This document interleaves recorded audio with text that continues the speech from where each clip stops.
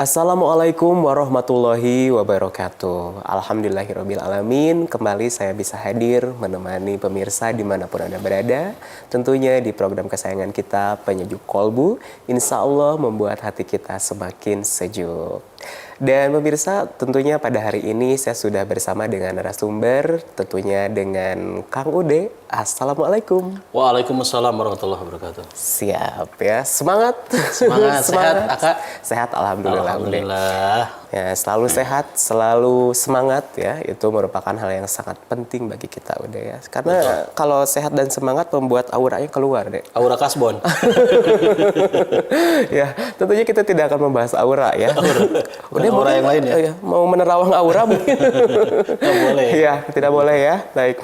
Kita tentunya pemirsa, kita akan membahas mengenai hal-hal yang membatalkan wudhu dan tayamum. Karena kalau di sebelumnya kita sudah membahas apa itu wudhu, bagaimana kaifiah wudhu, apa itu tayamum, bagaimana kaifiah tayamum. Nah, sekarang tentu kita kembali akan membahas mengenai hal-hal yang membatalkan wudhu dan tayamum. Mungkin kita mulai dengan hal-hal yang membatalkan wudhu terlebih dahulu deh. Betul.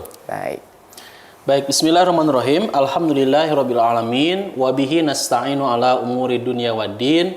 Asyhadu an la ilaha illallah wahdah la syarikalah wa asyhadu anna Muhammadan abduhu wa rasuluh. Allahumma anfa'na bima 'allamtana wa 'allimna ma yanfa'una wa zidna ilman. Pemirsa yang Allah muliakan, banyak pertanyaan yang dikirimkan ke saya. Apakah makan membatalkan wudu? Apakah minum membatalkan wudu? Saya tidur, apakah wudunya batal? Dan tentu beragam pertanyaan yang berkaitan dengan batal ataukah tidaknya wudu. Termasuk mungkin dari Anda juga ada yang bertanya, apakah bersentuhan kulit laki-laki dengan perempuan lantas membatalkan wudu? Juga aspek-aspek yang lain yang insya Allah akan kita coba ungkapkan, bahas di episode kali ini. Apa saja yang membatalkan wudu? Dalam hal yang membatalkan wudu ini ada dua bagian. Pertama, yang telah disepakati bersama bahwa hal-hal itu adalah batal wudu. Apa saja? Satu, buang air besar, batal wudu. Dua, buang air kecil, batal wudu. Ketiga, keluar angin, ya, alias kentut, baik itu besar atau kecil. Berarti saya hitutnya gede gitunya namun sudah. Aduh. Nah, itu disepakati oleh para ulama dan tidak ada perbedaan. Ada ya aspek yang kedua yang masih diperselisihkan di antara para ulama. Ini terdapat khilafiyah, perbedaan pendapat. Ya? Satu, menyentuh zakar. Tahu zakar? Ya, alat organ intim pada laki-laki ya. Kemaluan ya. Menyentuh kemaluan ini ada dua pendapat. Ada yang membatalkan wudu, ada yang tidak membatalkan wudu. Insya Allah nanti saya bahas. Kedua, tidur. Ini pun masih diperselisihkan. Apakah batal atau tidak wudunya. Ketiga adalah bersentuhan laki-laki dan perempuan. Apa dalil bahwa buang air besar dan kecil membatalkan wudu? Ini dalil yang jelas disepakati oleh semuanya ya, tidak ada perbedaan. Merujuk kepada keterangan di Al-Quran surat Al-Maidah ayat ke-6. Masih Al-Maidah ayat Al-Maidah ayat ke-6 itu menjelaskan tentang tata cara wudu, tata cara tayamum, kemudian aspek-aspek apa saja, sebab-sebab apa saja seseorang boleh bertayamum, itu ada di Al-Maidah ayat 6. Termasuk juga di Al-Maidah ayat 6 ini dijelaskan dalil bahwa buang air besar, buang air kecil adalah membatalkan wudu. A'udzubillahi minasyaitonirrajim. Auja'a ahadum minkum minal ghaiti. Atau jika salah seorang di antaramu baru saja keluar dari ghaid, dari tempat buang air. Ayat ini dengan tegas menunjukkan buang air besar atau buang air kecil membatalkan wudu. Dan dalam hal ini tidak ada perbedaan pendapat di kalangan para ulama. Jadi semua sepakat BAB, BAK adalah batal wudu. Jadi kalau batal wudu dan Anda akan melaksanakan sholat berarti harus berwudu lagi ya. Apa kemudian dalil bahwa kentut itu membatalkan wudu? Dalilnya ini hadis riwayat Bukhari. Qala Rasulullah sallallahu alaihi wasallam, Rasulullah sallallahu alaihi wasallam bersabda, la tuqbalu sholatu man ahdatsa hatta yatawaddaa. Qala rajulun min hadramauta mal hadatsu ya Aba Hurairata? Qala fusaun aw duratun. Kata Rasulullah, tidak akan diterima sholat yang berhadas sehingga berwudu. Ada seorang laki-laki dari Hadramaut bertanya. Hadramaut kalau tidak salah dari Yaman ya. Apa itu hadas, wahai Abu Hurairah? Abu Hurairah menjawab, fusaun aw duratun. Kentut kecil atau besar. Fusaun aw duratun, kentut kecil atau kentut besar adalah membatalkan wudu. Jadi mau besar, misalkan bunyinya teh terdengar sampai satu ruangan, tiba-tiba dar gitu. atau juga tidak terdengar, nah itu sama berarti membatalkan. Tapi yang tidak terdengar ini lebih bahaya. Tapi dua-duanya batal wudu Aka. Jadi kalau Aka begitu hendak sholat kan Aka mah 20 menit sebelum adzan kan sudah wudu kan. Beda dengan saya, kalau saya mah begitu adzan baru wudu kan. Nyindir, itu mah nyindir. Kalau Aka sebelumnya sudah wudu. Begitu mau sholat tiba-tiba kentut, maka tentu wajib berwudu karena wudu yang pertama sudah batal. Batalkah wudu dengan tidur? Nah ini yang kemudian jadi perselisihan, perbedaan pendapat. Para ulama masih berbeda pendapat tentang tidur. Apakah membatalkan wudu atau tidak. Mungkin dari Anda juga ada pertanyaan. Saya kalau dari maghrib, selesai maghrib, ba'da maghrib ke isya teh sok nunutan. Itu. Saking capeknya kerja gitu kan. Begitu udah salat maghrib teh. Maca Quran sih awalnya mah. A'udzubillahi minasyaitonirrajim. Bismillahirrahmanirrahim. Gitu. Alif lam mim.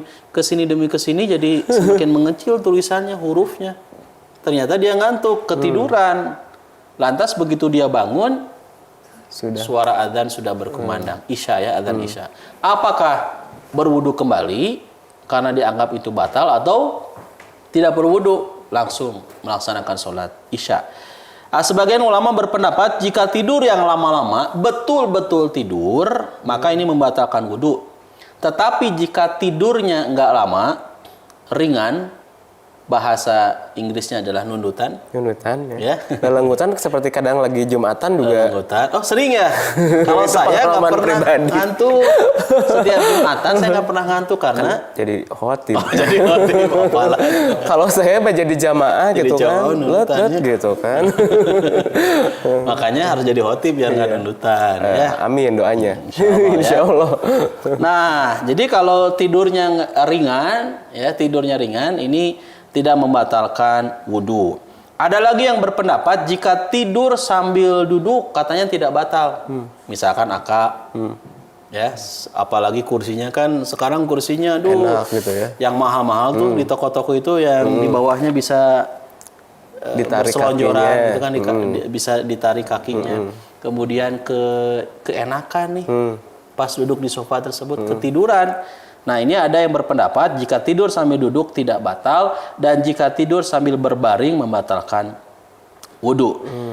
Pada dasarnya tidurnya itu sendiri tidak membatalkan wudu, tetapi kemungkinan ketika tidur kitanya nggak nyadar itu yang membatalkan wudu bisa jadi. Jadi prinsipnya tidurnya nggak membatalkan wudu, tapi kalau yang namanya tidur ini di luar dari kesadaran kan. Bisa jadi lagi tidurnya justru kentut, ya.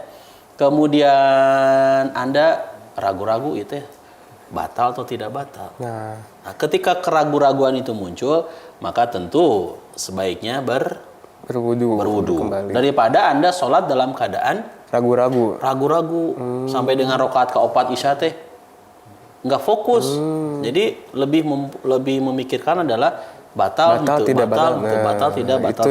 Jadi memang kalau memang sebetulnya apabila misalkan ketika tidur itu kan banyak misalnya kentut lah atau bagaimana, nah itu yang memang justru harus kita hindari. Betul. Gitu ya. Dan juga memang kitanya sendiri harus yakin apakah memang kita betul-betul masih punya wudu atau memang sudah tidak punya wudu. Tapi kalau yakin, Aka juga pemirsa, saya nggak batal. Nah, hanya sekedar tidur ringan, nundutan, nggak batal, maka tentu tidak perlu kembali wudu. Jadi kembali ke kita.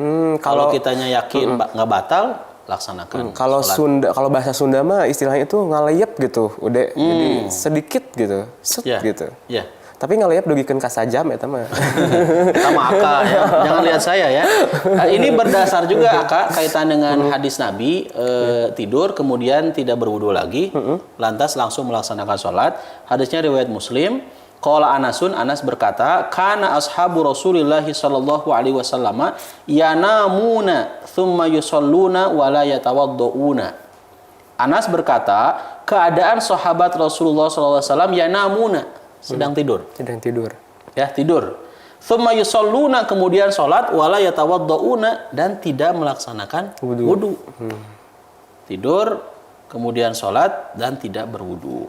Hadis lain riwayat Bukhari, qala Ibnu Abbas. Ini hadisnya yang dikatakan oleh Ibnu Abbas. Ibnu Abbas berkata, "Tsumma nama hatta nafakha wa kana idza nama nafakha, tsumma atahul muadzinu fa kharaja fa shalla wa lam yatawadda." Kemudian Nabi tidur sampai berdengkur. Dan memang Nabi jika tidur suka berdengkur. Kemudian datang muadzin, azan, lalu Nabi keluar kemudian sholat dan tidak wudhu lagi. Jadi bahkan Rasul pun itu sampai mendengkur dan memang tidak berwudhu. Tidak berwudhu lagi. Artinya tidur itu tidak membatalkan wudhu. Tapi ketika tidur lantas Anda berkeyakinan tidurnya saya yang tadi itu asa hitut, asa kentut. Lebih kepada kehati-hatian gitu kalau ya. misalkan kehati-hatian dirasa memang Anda batal, maka berwudulah. Tapi setiap orang kan beda ya. Kalau misalkan saya yakin saya tidak batal, maka berwudulah. Karena ini hadisnya juga ada dari hadis Nabi SAW. Tapi kalau ragu-ragu sebaiknya berwudu. Kalau ragu-ragu. Baik itu. Kemudian bagaimana jika seseorang kentut setelah salam yang pertama? Jadi begitu mau selesai sholat, bukan mau selesai, udah selesai sholat, salam yang pertama, tiba-tiba brot gitunya. Tiba-tiba kentut. Apakah harus mengulangi sholatnya? Nah. Tunggu jawabannya. Baik. Nanti pemirsa kita akan cari tahu ya bagaimana jika seseorang tadi ketika sholat, ketika salam yang pertama kemudian dia keluar angin, apakah memang dia batal sholatnya atau bagaimana? Atau memang harus wudhunya pun batal? Nah, kita nanti akan kupas tentunya setelah pariwara yang berikut ini. Tetap di Penyejuk Kolbu.